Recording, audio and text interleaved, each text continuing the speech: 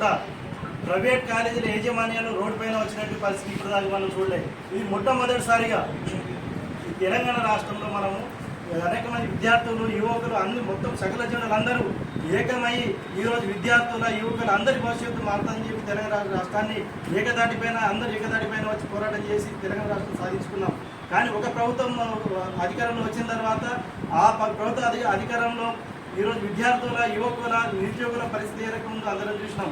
కనీసం నూతన ప్రభుత్వం వచ్చిన తర్వాత అయినా విద్యార్థుల భవిష్యత్తు మారుతుందని చెప్పి అనుకున్నాం.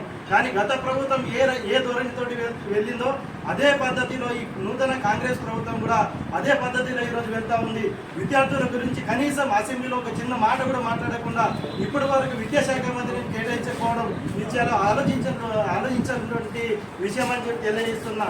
ఈరోజు విద్యార్థుల పరిస్థితి ఏ రకంగా ఉందంటే విద్యార్థులకి యజమాన్యాలకి అటు వదిలేయమంటే పాము కోపం, మింగుమంటే కప్ప కోపం అన్న రకంగా ఈరోజు విద్యార్థుల యజమాన్యాల పరిస్థితి ఉన్నటువంటి పరిస్థితి ఉంది. ఈరోజు విద్యార్థులు తమ పై చదువును చదువుకోవాలంటే సర్టిఫికేట్లు ఇటు యజమాన్యాలు ఇవ్వలేక అటు రియంబర్స్మెంట్ రాక ఈరోజు విద్యార్థులు యజమాన్యాలు ఆ రకంగా ఉన్నటువంటి ఫ్యాకల్టీల జీతాలు లేక అనేక ఇబ్బందులు పడుతున్నటువంటి పరిస్థితి.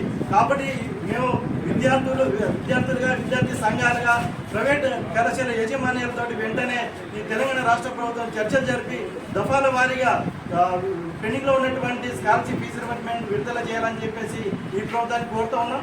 లేని పక్షంలో ఈరోజు విద్యార్థులు యజమాన్యాలు పెద్ద ఎత్తున ఈ కాంగ్రెస్ పార్టీ ఎమ్మెల్యేలు మంత్రుల ఇల్లు ముట్టడి చేయడానికి వెంటడమని చెప్పేసి ఈ సందర్భంగా హెచ్చరిస్తా ఉన్నాం కాంగ్రెస్ ప్రభుత్వానికి.